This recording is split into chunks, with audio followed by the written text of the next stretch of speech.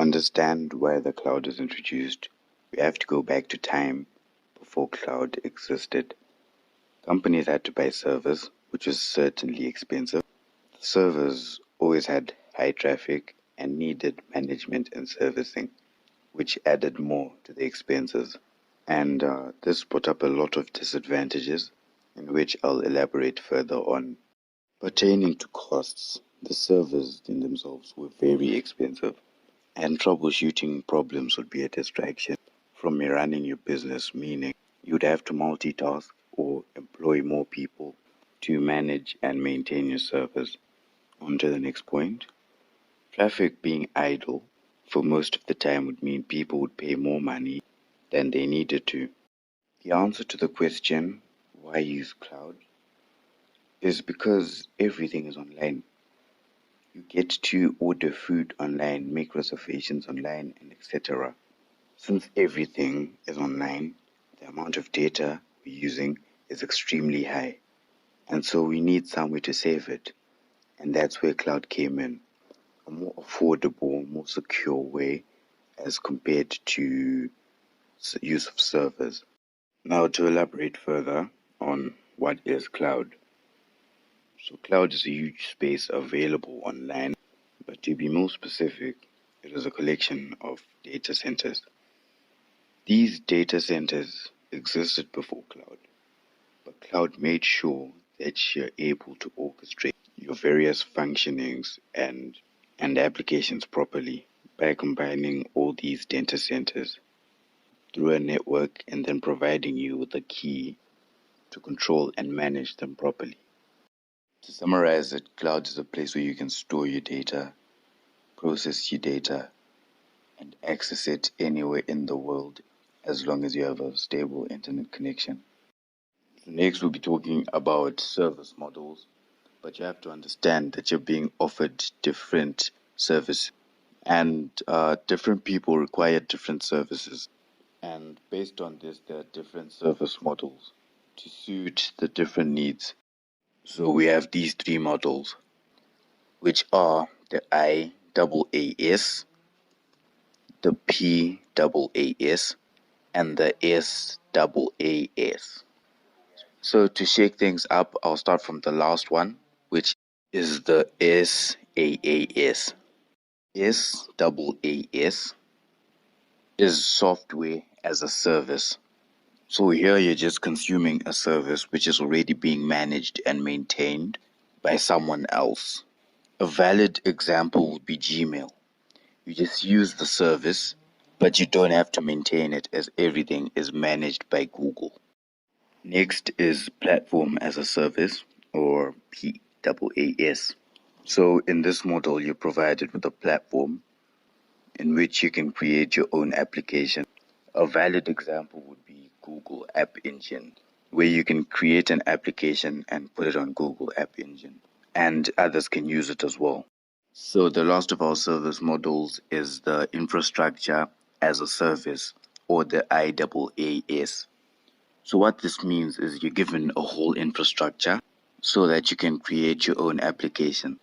Or to be more specific, you're given an underlying structure and you can choose the operating system you want to use and the kind of technology you want to use, therefore leading to the type of apps you want to make. Onto deployment methods, which could just be called different types of cloud. So let's start with public cloud.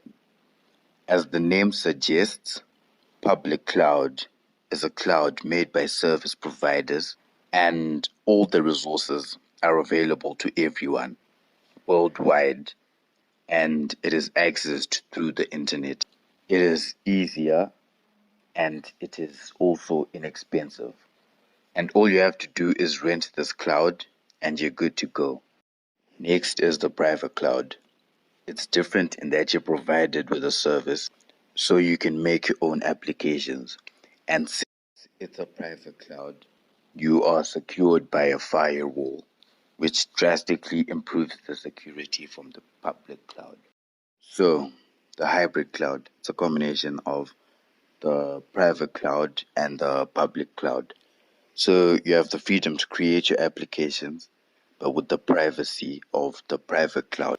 But then others can have access to your applications if you yourself make your applications go to the public cloud in the event that you're trying to sell your applications after testing it. And finally, we have the cloud providers. So since cloud came into existence, quite a few people bought infrastructures and now they rent them out. And these providers include Amazon Web Services, which is currently the biggest cloud provider, and Microsoft Azure and Google Cloud Platform. Let's compare cloud computing and on-premise computing. Expenditure-wise, cloud is pay as you go, meaning we use less and pay less, and use more but pay less per unit. Whilst using on-premise, we can't expect that, and we have to pay everything upfront, and there'll be additional costs. With cloud computing, there's no service base required, but there is a lot of space required for on-premise as they need to store their servers. On-premise requires a skilled team to manage and maintain the hardware and software, whereas with cloud, no such team is needed, as they are managed by the provider. But even if the provider was not to manage it, the provider provides a key to manage through the console. On-premise data has poor data security due to spending more on the hardware and software, but in cloud, the security is high due to the investments by the providers to secure the data.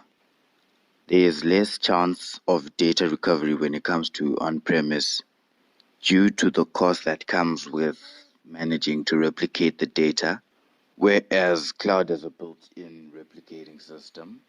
Data in on-premise computing cannot be accessed anywhere, as you have to be connected to the server, whereas when it comes to cloud, you can access your data from anywhere in the world as long as you have a stable internet connection.